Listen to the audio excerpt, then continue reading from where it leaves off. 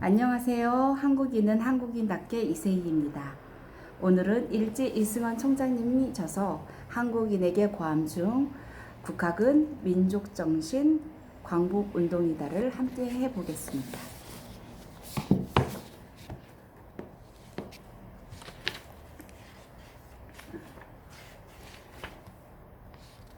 왜 국학을 말하는가?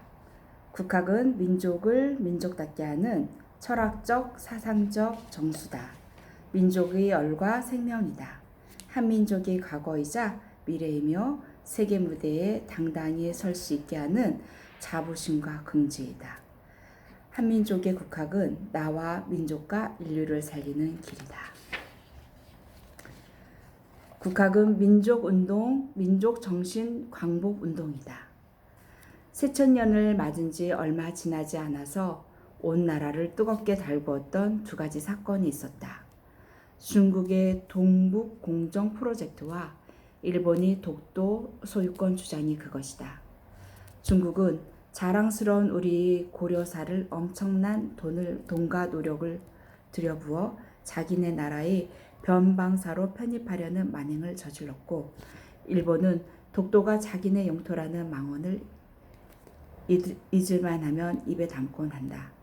최근 일본은 독도 문제로도 모자라 울릉도에 대한 행정적인 조사도 해야겠다며 울릉도가 한국의 영토로 편입돼 있는 역사서들의 기록을 인정할 수 없다는 망언까지 서슴지 않고 있다. 이런 사건들은 국제사회에서의 다른 나라에 대한 예우를 생각할 때 너무도 경우에 어긋나는 일로밖에 볼 수 없다.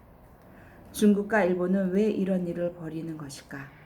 우리 국민들로서는 그 무례함이 하늘을 찌르고도 남는 이런 일들이 왜 일어나는지 근원적인 이유를 알아야 한다. 그러기 위해서는 현재 한반도의 상황을 제대로 파악하는 것이 중요하다. 우리는 지금 역사적으로 너무나 중요한 때이다. 100년 전 살 얼음판을 걷던 그 칼날 위에 다시 서 있는 것이다. 일본과 중국, 미국과 러시아가 지구상의 마지막 분단 국가인 한반도를 주시하고 있다. 구심점을 잃은 민족은 살아남지 못한다. 100년 전 우리는 어떠했는가? 구한말 조선에는 구심점이 없었다. 국가의 중심 철학은 사라졌고 한민족 고유의 문화와 정신은 외래 종교와 사상으로 혼탁해졌다. 홍익인간 정신인 인내천 사상을 내세운 동학이 일어났지만 조선 왕조도 도리어 일본을 끌어들여 백성들을 제압했다. 국민을 보호해야 할 정부가 다른 나라의 군대를 끌어들인 것이다. 나라를 위한 것이 아니라 왕권을 보호하기 위한 것이기에 그것은 파국의 시작을 알리는 신호탄이었다. 일본은 너무도 손쉽게 당당하게 이 땅에 발을 들여놓았으며 그 사건은 이후 35년간 우리 민족이 그들이 식민 통치를 당하는 결과를 초래했다. 이 역사의 교훈을 잘 바라보아야 한다. 문제는 이러한 비극적인 역사가 이때가 처음이 아니라는 것이다. 그 뿌리는 훨씬 더 오래전 삼국시대로 거슬러 올라간다. 삼국 중 가장 약했던 신라는 통일을 위해 당나라를 끌어들였다. 결국 삼국은 통일이었으나 한반도 북부는 당이 소나기에 넘어갔고 이것이 중국에게 예속되는 역사의 시작이었다. 사대주의가 본격적으로 일어남에 따라 한민족이 중심 철학과 문화는 약해져갔다. 이 사대의 문화는 고려로 이어졌고 이후 자주 독립을 외쳤던 묘청의 난이 있었으나 사대주의 세력이 좌절되었다. 요동 정벌을 포기한 채 위화도 회군을 거쳐 새로운 왕조를 탄생한 조선은 중국의 예속 가해 나라를 이어갔으나 이미 우리의 정신과 철학은 거의 남아있지 않았다. 삼국시대 이후 우리 중심 철학을 잃어버리고 살아온 그 시간 동안은 우리는 너무나 많은 고난과 시련을 겪었다. 그 역사의 교훈은 이루 말할 수 없이 끔찍하다. 병자호란 당시 성에 패한 인조는 평민의 옷을 입고 무릎을 꿇은 채 3번씩 머리를 땅에 조아린다는 3배 구고의 치욕을 왕의 신분으로 적장 앞에 당해야 했다. 당시 인조의 이마는 피투성이가 될 정도로 몇십 번 머리를 땅에 부딪혔다고 한다. 임금은 나라를 지키지 못해 그렇다 하더라도 백성의 고통은 더 극심했다. 청나라 병사들이 양민이 안양내에게서 아직 강부에 쌓인 아기를 빼앗아 추운 겨울에 옷을 벗긴 후 공처럼 차고 놀았다고 한다. 전쟁이 일어나면 그 끔찍함은 말로 닿을 수 없을 정도다. 조선말 어지러운 세상을 바로잡기 위해 동학이 일어났다.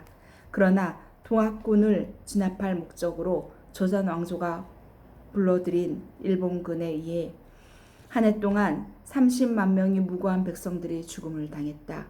이후 우리는 35년간 일제의 지배를 받았다. 그 후 해방을 맞긴 했으나 우리 스스로 이룬 독립은 결코 아니었다. 미국이 일본 열도의 원자폭탄을 터뜨려 제2차 세계대전에서 일본이 패망한 덕인 셈이다.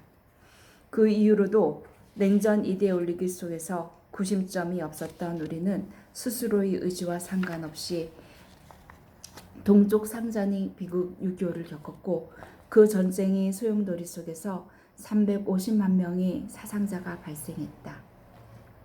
인류를 살릴 수 있는 정신문화가 우리에게 있다. 그 역사 흔적은 아직도 계속되고 있다. 삼국시대 이후 고려 조선을 발 아래에 두었던 중국과 정부가 앞장서서 자국에게 군대를 요청했던 일을 빌미로 이 땅에 들어와 35년간 식민 통치를 했던 일본은 그 역사를 기억하고 있는 것이다. 우리 역사 속에서 황제국으로 식민 통치국으로 군림했던 그들의 기억 속에 그 역사적 자부심을 떼아리를 틀고 있는 것이다. 독립기념관을 방문하는 관광객 수 1위가 일본인이라는 사실은 무엇을 말해주는 것일까? 그들은 우리의 독립기념관을 둘러보며 과거에 한국을 식민 통치했던 적이 있는 일본인으로서의 자부심을 다시 한번 되새기고 가는 것이다. 중국이 동북 공정을 내세우고 일본이 독도 문제를 일으키는 데에는 이러한 지난 역사의 흔적이 그들이 뼛속 깊이 서려 있는 탓이다. 이러한 때 우리는 무엇을 해야 하는가? 유태인들은 자기 민족이 나치에게 탄압받은 역사를 아이들에게 다큐멘터리로 생생하게 가르친다. 부모님들은 끔찍한 광경을 보지 않으려고 고개를 돌리는 아이들이 귀를 잡고 그 치욕스러운 민족의 순환사를 끝까지 보게 한다고 한다. 그런데 우리는 아이들에게 무엇을 가르치고 있는가? 힘없는 민족은 어떤 고난과 박해를 받게 되는지 그렇게 처절하게 겪고도 유태인과 우리는 이렇게도 다른가? 지난 역사의 시련과 고통 그리고 오늘날 중국이 동북 공정과 일본 독도 문제의 원인은 바로 우리 자신에게 있다. 우리에게 중심 철학과 정신 문화가 없기 때문에 일어난 일이다. 미국의 역사 교과서에서도 서술하기를 한국에는 전통 문화가 없고 있다면 그 주변국인 중국과 일본이 아류라는 기록이 되어 있다. 우리에게 정말로 정통 문화가 없는가? 우리 민족이 진실로 중국과 일본이 아류인가? 정신 문화가 없는 민족은 역사적인 혼란기와 격변기에 살아남을 수 없다. 우리 정신 문화를 찾아야 하고 찾아서 없으면 새로이 만들기라도 해야 한다. 그러나 우리에겐 민족과 인류를 살릴 수 있는 정신 문화가 이미 있다. 역사의 격동기를 거치며 자의 또는 타의로 묻혀버린 것이 아직 되살려내지 못했을 뿐이다. 지금도 우리는 여전히 미국, 일본, 중국, 러시아 등 강대국들의 틈바구니에 끼어 있다. 우리의 중시 철학을 세우지 못하고 비틀대다가 그 힘이 날로 강해져가는 중국과 동북아의 군사 중심에서 성장하고 있는 경제대국 일본 사이에서 우리는 다시 한번 100년 전의 상황을 되풀이할지도 모른다. 그 뼈아픈 고난과 비극의 역사를 되풀이하지 않으려면 우리 고유한 정신문화를 되살려내어 민족의 중심 철학으로 세워야 한다. 그 철학을 가슴에 품고 세계 무대를 향해 당당히 나아가야 한다. 이 민족 정신 광복 운동을 나는 북한 운동이라고 부르겠다. 네, 오늘 제가 느낀 것은 우리는 고유한 정신 문화를 되살려 민족의 중심 철학을 내세워야 한다. 그 철학을 가슴에 품고 세계 무대를 향해 당당히 나아가야 한다. 네, 이것을 다짐하며 오늘을 마무리하겠습니다. 구독, 좋아요는 홍익입니다. 사랑합니다.